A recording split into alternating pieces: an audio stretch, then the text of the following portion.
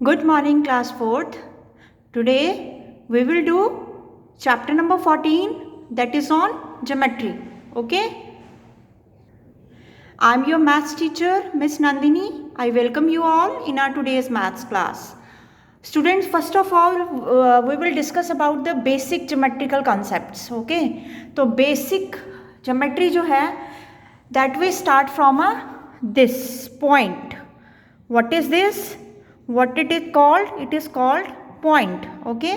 तो बच्चे किसी भी प्लेन सरफेस के ऊपर जब हम किसी चीज़ को पॉइंट आउट करना होता है कि ये पर्टिकुलर चीज़, ठीक है, तो हम उसको कैसे डिनोट करते हैं? पॉइंट से डिनोट करते हैं, राइट? आपको मैं एक बहुत ही बेसिक सी एग्जांपल देती हूँ. आप गूगल मैप्स पे गए होगे, ठीक है. मैप्स पे जब आप सर्च करते हो, जब आप खुद को देखते हो कि आप कहाँ पे, किस पोजीशन पे उस मैप पे, तो वो एक रेड डॉट से आपको नज़र आता है, ठीक है. तो रेड डॉट का उस मैप के ऊपर क्या मतलब रहता है कि आप पर्टिकुलर इस जगह पे हो, ठीक है. तो जब भी किसी जगह को पॉइंट आउट करना होता है, किसी चीज़ को पॉइंट आउट करना होता है, तो हम क्या करते हैं, हम वहाँ पे इस तरीके से एक छोटा सा पॉइंट लगा देते हैं, एक छोटा सा सर्कल, और इसको हम एक अल्फ़ाबेट, कोई भी अल्फ़ाबेट, ठीक है, कैपिटल अल्फ़ाबेट से हम इसको डिनोट करते हैं. Okay, so this is a point. Okay, तो बच्चे इसकी कोई लेंथ नहीं होती है, कोई ब्रेथ नहीं होती है, कोई डायमेंशंस नहीं होती हैं इसकी. ओके, कोई हाइट नहीं रहती है इसकी. और इसको हम किसी भी पेंसिल की टिप से, पेंसिल से ऐसे इस तरीके से कहीं पे लगा दिया पॉइंट, तो this is called point. Okay, after point we are going to discuss about line. Now next is a line. ठीक है बच्चे, अब मैंने ये इस तरीके से बहुत सारे पॉइंट्स आपस में जोड़ दिए इस तरीके से. ओके, तो बहुत सारे जब मैंने पॉइंट्स आपस में जोड़ दिए तो बच्चे वो क्या बन गया? It will become a line. What it will become? It will become a line. तो इस तरीके से बेटा बहुत सारे पॉइंट्स जोड़ने के बाद हमारे पास क्या बनती है?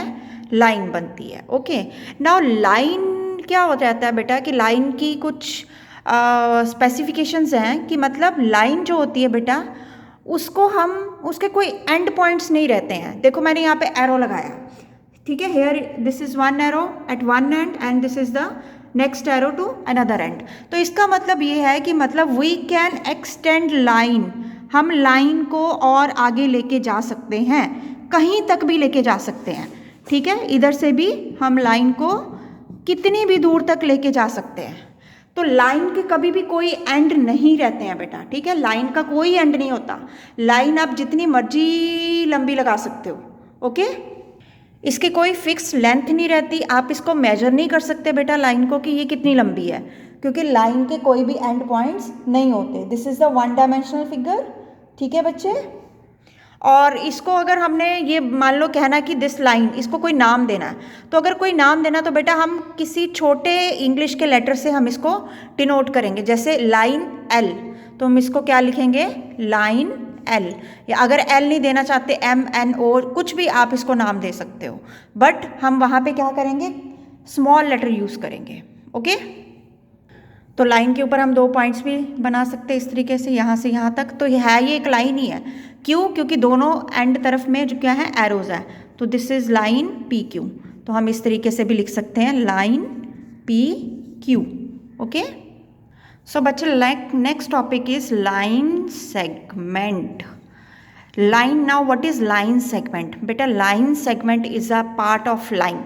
ठीक है, तो अब पहले तो हम ऐसी लाइन ले रहे थे जिसका हमें कोई एंड पॉइंट्स नहीं पता थे, लेकिन जो लाइन सेगमेंट रहती है बेटा उसके हमें दोनों एंड पॉइंट्स पता रहते हैं. ठीक है, कि लाइन यहाँ से शुरू हुई है और लाइन सेगमेंट जो भी है, लाइन सेगमेंट जो है वो हमारी यहाँ पे ख़त्म हुई है.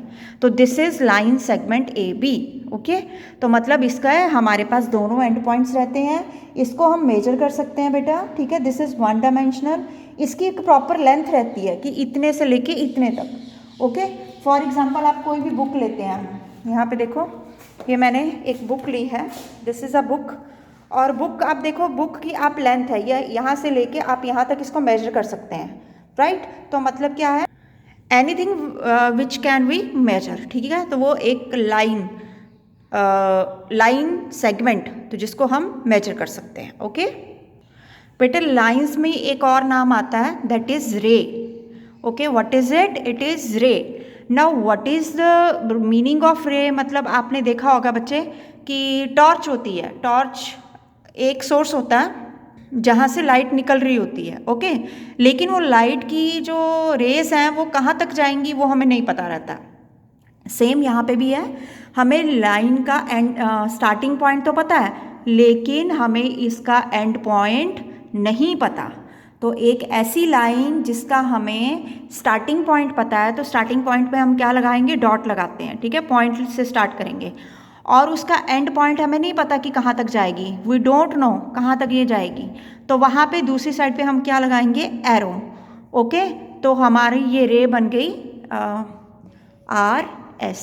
तो दिस इज रे आर एस। तो इस तरीके से हम इसको डिनोट करते हैं कि this is the ray R S.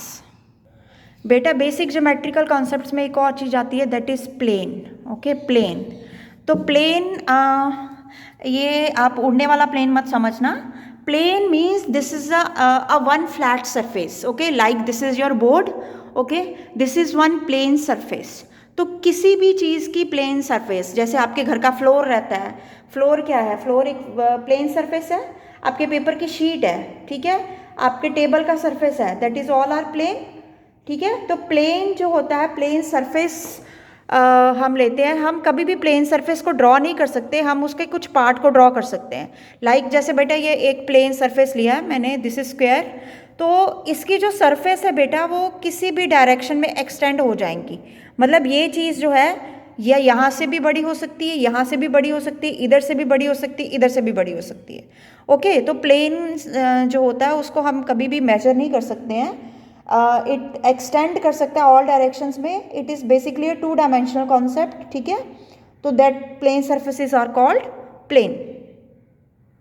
तो नेक्स्ट कॉन्सेप्ट बेटा ले रहे हैं हम टाइप्स ऑफ लाइंस। तो हमारे पास 2 तरीके की लाइंस रहती हैं, first is straight lines and another is curved lines. Okay, straight बेटा नाम से ही पता चलता है एकदम स्ट्रेट, राइट, कि मतलब यहाँ से एकदम सीधी, तो this is the straight line. Okay, तो अगर हम इस तरीके से भी ऊपर से नीचे भी ड्रॉ करें तो this is a straight line and one more, this is the straight line है। तो ये this is one the horizontal, this is the vertical, this is the slanting, लेकिन these are the straight lines, एकदम जो सीधी रहती हैं, ठीक है, तो उसको हम कहते हैं स्ट्रेट लाइंस, जो कि लाइंस आप स्केल की हेल्प से आप ड्रॉ करते हो, ठीक है, तो they are called the straight lines. Now another one are the curved lines. ठीक है, now what are curved lines?